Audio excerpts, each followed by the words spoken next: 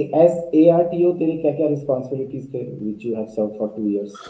As ARTO जैसे बाहर के डिस्ट्रिक्ट्स में तो RTO होता है, सॉरी बाहर की स्टेट्स में RTO होता है, so that is what I used to do in Jammu and Kashmir. मतलब एक डिस्ट्रिक्ट पूरी मेरे पास थी, around 2.5 lakhs population I used to cater, और जितनी भी रजिस्ट्रेशन है, मतलब न्यू व्हीकल्स, चाहे कमर्शियल और नॉन कमर्शियल व्हीकल, उनकी रजिस्ट्रेशन, फिर उसके बाद जो आपकी ये आती है licensing for both transport and non transport vehicles, तो वो उसके बाद जो एनफोर्समेंट होती है, मतलब कोई भी मोटर व्हीकल एक्ट को वायलेट करता है तो वो चेक करना, ओवरलोडिंग हो, डेंजरस ड्राइविंग हो, विदाउट हेलमेट हो, विदाउट सीट बेल्ट हो, ये सब एनफोर्स करना।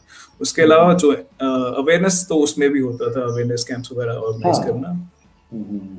मुझे याद है एक बार त्रिपाठी सर के टाइम पे ट्रैफिक अवेयरनेस वीक भी मनाया गया था हमारी यूनिवर्सिटी में। जी जी जी, ट्रैफिक अवेयरनेस वीक तो ऑलरेडी मनाते रहते हैं। ये ईयरली होता है, रोड सेफ्टी वीक हर साल मनाया जाता है। इस साल से इन्होंने रोड सेफ्टी मंथ कर दिया है।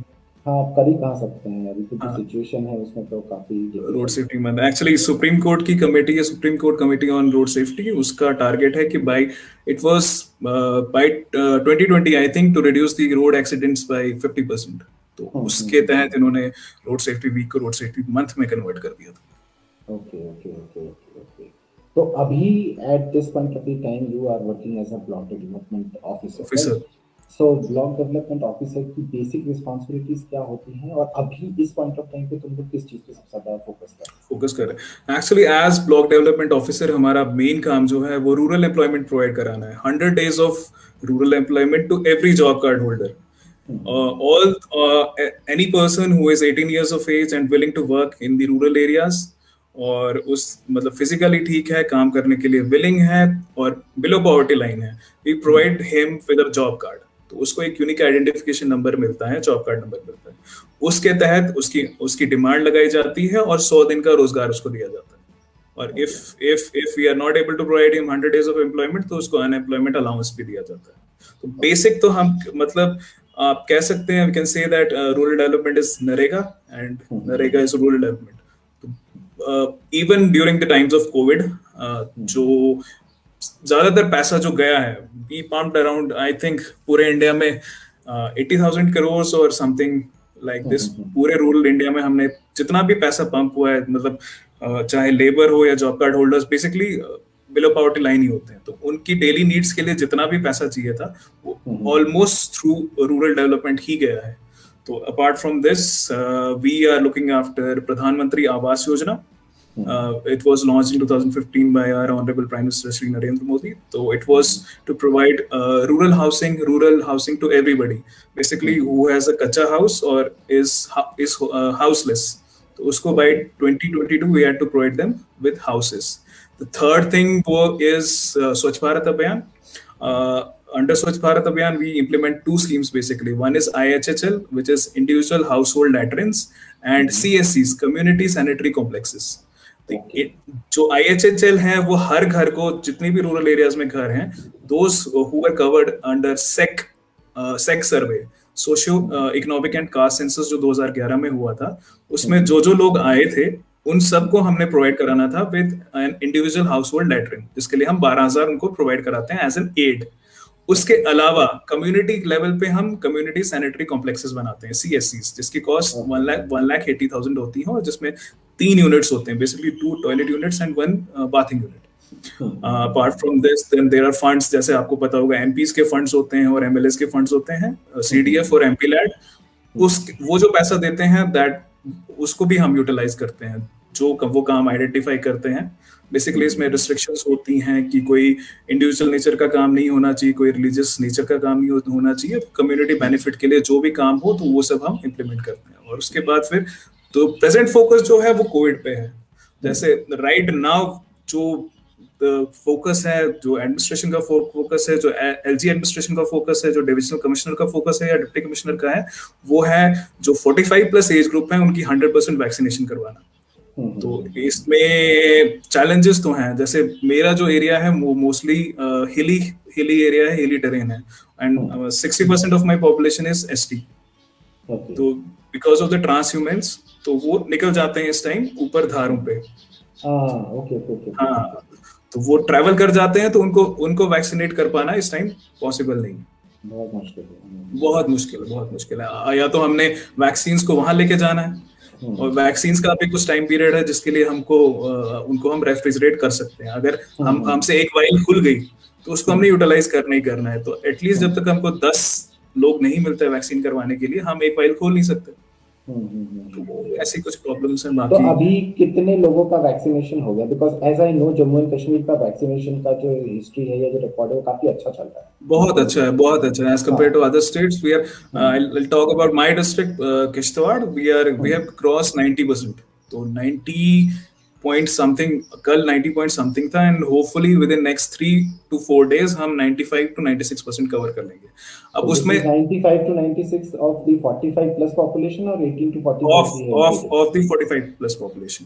45 plus 45 population। प्लस, बट क्योंकि प्रायोरिटी ग्रुप वही है।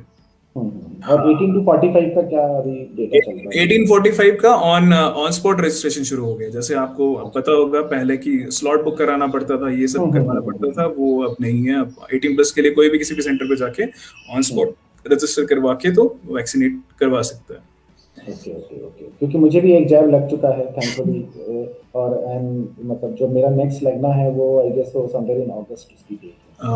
तो क्योंकि टाइम पीरियड बढ़ गया है, आई थिंक 3 months के आसपास between the 2 doses। और किश्तवाड़ में ऐसे frontline workers and all people have been completely They have been inoculated, every each one of them। Each one of them. Police से लेके, आंगनवाड़ी वर्कर से लेके, आशा वर्कर से लेके, हेल्थ केयर वर्कर से लेके, So after say like you are saying that around 95% के आसपास या 97% के आसपास अगले 3-5 दिन में हो जाएगा, तो मान लेते हैं कि से बाय मिड ऑफ जुलाई मेरे ख्याल से 45 प्लस पॉपुलेशन पूरी की पूरी जो है वैक्सीनेटेड हो जाएगी। बिल्कुल। 18 to 45 का वैक्सीनेशन का टारगेट क्या है, कब तक हो जाएगा? एज सच अभी तो कोई टारगेट नहीं आया है 18 to 45 प्लस का, लेकिन वो भी हमें 100% ही करना होगा, क्योंकि किसी को हम छोड़ नहीं सकते। बिकॉज 45 प्लस में ये प्रॉब्लम्स आ रही हैं कि रिफ्यूजल्स काफी हैं। हाँ, क्योंकि आपने देखा होगा सोशल मीडिया पे एक ट्वीट एक वायरल हुई थी of some this Nobel prize winner, जो इसने पीआईबी ने, प्रेस इंफॉर्मेशन ब्यूरो ने वेरीफाई भी किया था कि फेक ट्वीट था। उसने बताया था कि those who are getting vaccinated will die after 2 years। These kind of and all these things. This single tweet created so much of fuss in almost all of the country। आजकल तो एक social media trial होता है, एक social media movement चलता है, पता नहीं क्या क्या करती है ना। मैंने पता है इसलिए सोशल मीडिया ही छोड़ दिया। I was so active on social media, if you guys remember, exactly sir। I try to search your profile। मैं Instagram पे देखा, मैंने Facebook नहीं Instagram, Facebook और क्या बोलते हैं, क्या है तुम लोग का Twitter, WhatsApp, कहीं नहीं मिलूंगा क्योंकि everything is filled with junk and I really do not want to eat all these things every day। हर दिन सुबह कुछ ना कुछ बवाल, कुछ ना कुछ कहानी, कुछ ना कुछ ये वो। So I was very fed up with। I got really impatient, तो फिर मैंने जो है सारी चीजें बंद कर दी। मैंने बोला okay, I will cater myself through YouTube। Something new to look forward to। नहीं sir, this is the best platform I think। अच्छा ये बता कि what after COVID-19 and vaccination, मतलब कि what you people are looking forward to, और क्या क्या चीजें हैं जिसके ऊपर काम करना है? We are actually preparing for the third wave। तो जितना भी हम इस टाइम पे कोविड एप्रोप्रिएट बिहेवियर रखेंगे, focus is on preventing third wave from attaining its peak. So एक स्टडी के अकॉर्डिंग अगर हम कोविड एप्रोप्रिएट बिहेवियर रखते हैं तो पीक जो होगी that would be around 2 lakhs per day, और it would remain for around 1 month, November ending और December, and it will decline. लेकिन अगर हम इस बिहेवियर को अवॉइड करते हैं, अगर हम केयरलेस होते हैं, तो peak would be around 4 lakh cases per day, 4 to 5 lakh cases per day। तो they are saying that it is inevitable। तो देखते हैं। I never know about the death toll, right? Exactly sir। Not gone। ये लोगों का भी it is there sir, it is there। it is not। और death toll भी ठीक ठाक it will take around 2 to 3 years to go away for good। We have हाँ to वो बात है। we have to stick to the SOPs issued by the Home Department.